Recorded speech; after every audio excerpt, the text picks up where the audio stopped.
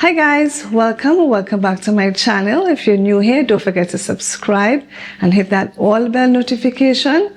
In that way you won't miss any time I publish a new video. Alright, so what are we going to be doing today? A gluten-free and soy-free brown sauce. Okay guys, so we're going to make a soy-free brown sauce.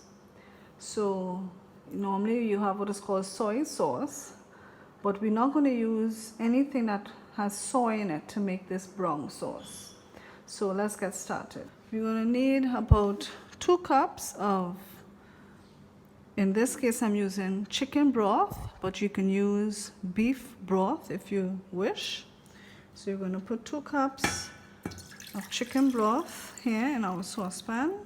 We're then going to add 1 teaspoon of apple cider vinegar, or you could also use 1 teaspoon of red wine vinegar.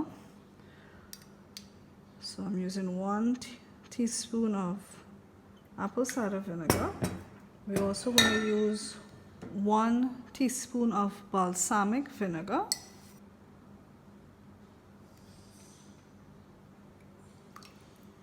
We're going to use 1 tablespoon of molasses. We're going to use 1/4 teaspoon of garlic powder.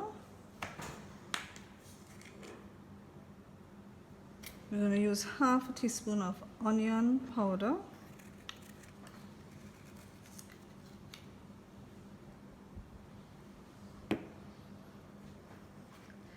And we're going to use just a little, less than 1/4 teaspoon of white pepper, so just a little. And I'm going to use less than 1/4 teaspoon of salt, sea salt.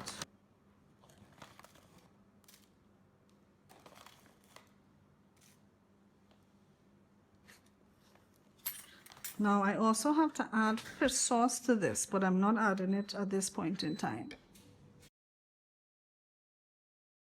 Okay, so we're now going to head over to the stove and we're going to simmer this sauce for about 8 to 9 minutes until the sauce has reduced.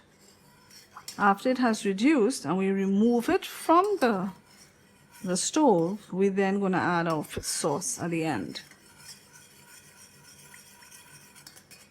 So let's head over to the stove. So we will let this sauce reduce, simmer down, and after we remove it from the stove, like I said, we will then add the fish sauce to it.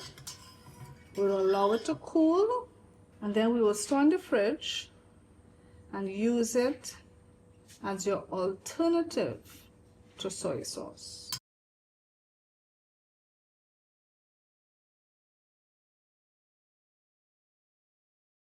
Okay, so now that we have removed our sauce from the heat, we're now going to add 1 teaspoon of fish sauce.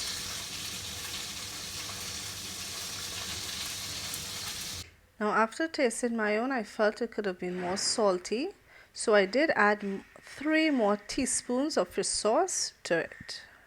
We're going to stir well, and we're going to allow it to cool, and then we will put it in the fridge and use it whenever we need to use an alternative to soy sauce.